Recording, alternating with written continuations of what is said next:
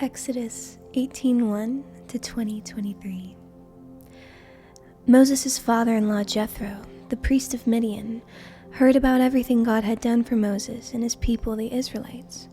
He heard especially about how the Lord had rescued them from Egypt. Earlier, Moses had sent his wife Zipporah and his 2 sons back to Jethro, who had taken them in. Moses' first son was named Gershom, for Moses had said when the boy was born, "I have been a foreigner in a foreign land." His second son was named Eleazar, for Moses had said, "The God of my ancestors was my helper. He rescued me from the sword of Pharaoh." Jethro, Moses' father-in-law, now came to visit Moses in the wilderness. He brought Moses' wife and 2 sons with him, and they arrived while Moses and the people were camped near the mountain of God. Jethro had sent a message to Moses saying, "I, Jethro, your father-in-law, am coming to see you with your wife and your 2 sons." So Moses went out to meet his father-in-law. He bowed low and kissed him. They asked about each other's welfare and then went into Moses' tent. Moses told his father-in-law everything the Lord had done to Pharaoh in Egypt on behalf of Israel.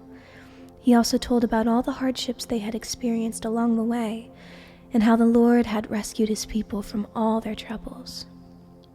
Jethro was delighted when he heard about all the good news the Lord had done for Israel as he rescued them from the hand of the Egyptians.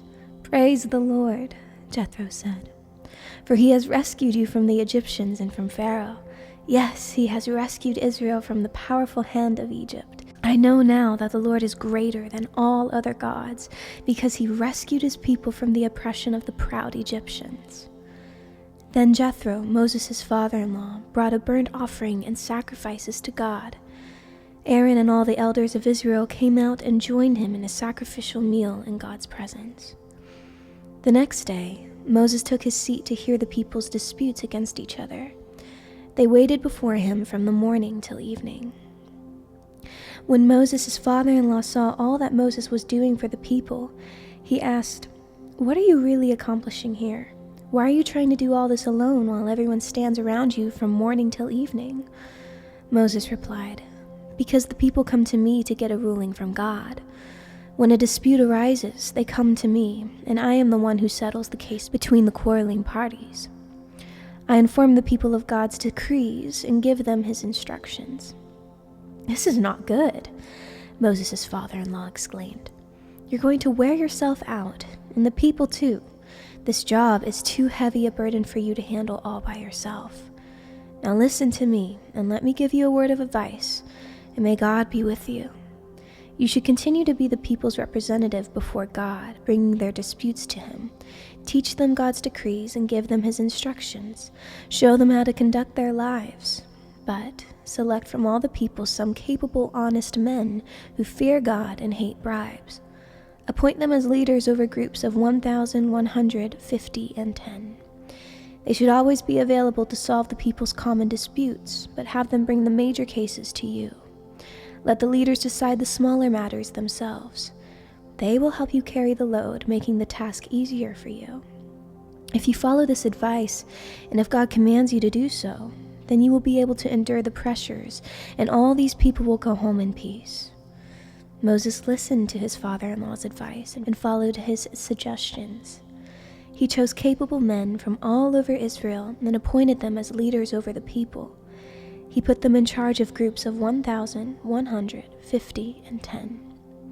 These men were always available to solve the people's common disputes. They brought the major cases to Moses, but they took care of the smaller matters themselves. Soon after this, Moses said goodbye to his father-in-law, who returned to his own land.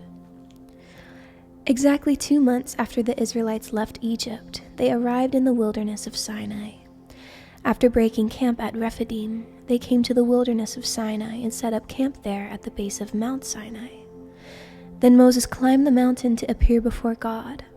The Lord called to him from the mountain and said, "Give these instructions to the family of Jacob.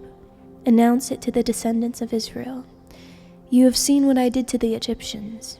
You know how I carried you on eagle's wings and brought you to myself. Now if you will obey me and keep my covenant, you will be my own special treasure from among all the peoples on earth, for all the earth belongs to me. And you will be my kingdom of priests, my holy nation. This is the message you must give to the people of Israel." So Moses returned from the mountain and called together the elders of the people and told them everything the Lord had commanded him. And all the people responded together, "We will do everything the Lord has commanded." So Moses brought the people's answers back to the Lord. Then the Lord said to Moses, "I will come to you in a thick cloud, Moses, so the people themselves can hear me when I speak with you. Then they will always trust you." Moses told the Lord what the people had said. Then the Lord told Moses, "Go down and prepare the people for my arrival. Consecrate them today and tomorrow, and have them wash their clothing. Be sure they are ready on the third day, for on that day the Lord will come down on Mount Sinai as all the people watch. Mark off a boundary all around the mountain. Warn the people, 'Be careful, do not go up on the mountain or even touch its boundaries. Anyone who touches the mountain will certainly be put to death. No hand may touch the person or animal that crosses the boundary. Instead, stone them or shoot them with arrows. They must be put to death. However, when the ram's horn sounds a long blast, then the people may go up on the mountain." So Moses went down to the people. He consecrated them for worship, and they washed their clothes. He told them, "Get ready for the third day, and until then, abstain from having sexual intercourse." On the morning of the third day, thunder roared, lightning flashed, and a dense cloud came down on the mountain. There was a long, loud blast from a ram's horn, and all the people trembled. Moses led them out from the camp to meet with God, and they stood at the foot of the mountain. All of Mount Sinai was covered with smoke, because the Lord had descended on it in the form of fire. The smoke billowed into the sky like smoke from a brick kiln, and the whole mountain shook violently. As the blast of the ram's horn grew louder and louder, Moses spoke, and God thundered his reply. The Lord came down on the top of Mount Sinai and called Moses to the top of the mountain, so Moses climbed the mountain. Then the Lord told Moses, "Go back down and warn the people not to break through the boundaries to see the Lord, or they will die. Even the priests who regularly come near to the Lord must purify themselves so that the Lord does not break out and destroy them." "But Lord," Moses protested, "the people cannot come up to Mount Sinai. You already warned us. You told me, 'Mark off a boundary all around the mountain to set it apart as holy.'" But the Lord said, "Go down and bring Aaron back up with you. In the meantime, do not let the priest or the people break through to approach the Lord, or he will break out and destroy them." So Moses went down to the people and told them what the Lord had said. Then God gave the people all these instructions. "I am the Lord your God, who rescued you from the land of Egypt, the place of your slavery. You must not have any other god but me. You must not make for yourself an idol of any kind, or an image of anything in the heavens or on the earth or in the sea. You must not bow down to them or worship them, for I, the Lord your God, am a jealous God who will not tolerate your affection for any other gods. I lay the sins of the parents upon their children. The entire family is affected, even the children in the third and fourth generations of those who reject me. But I lavish unfailing love for 1,000 generations on those who love me and obey my commands. You must not misuse the name of the Lord your God. The Lord will not let you go unpunished if you misuse his name. Remember to observe the Sabbath day by keeping it holy. You have 6 days each week for your ordinary work, but the 7th day is a Sabbath day of rest dedicated to the Lord your God. On that day, no one in your household may do any work. This includes you, your sons and daughters, your male and female servants, your livestock, and any foreigners living among you. For in 6 days the Lord made the heavens, the earth, the sea, and everything in them. But on the 7th day he rested. That is why the Lord blessed the Sabbath day and set it apart as holy. Honor your father and mother, then you will live a long, full life in the land the Lord your God is giving you.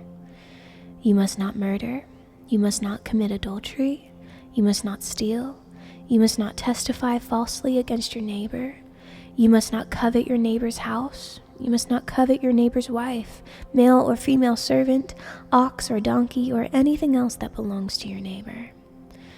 When the people heard the thunder and the loud blast of the ram's horn, and when they saw the flashes of lightning and the smoke billowing from the mountain, they stood at a distance, trembling with fear. And they said to Moses, "You speak to us and we will listen, but don't let God speak directly to us or we will die." "Don't be afraid," Moses answered them, "for God has come in this way to test you, and so that your fear of him will keep you from sinning." As the people stood in the distance, Moses approached the dark cloud where God was. And the Lord said to Moses, "Say this to the people of Israel: You saw for yourselves that I spoke to you from heaven. Remember, you must not make any idols of silver or gold to rival me." And that is all for this week. We will continue next time in verse 24 as the people receive more instruction directly from God at Mount Sinai.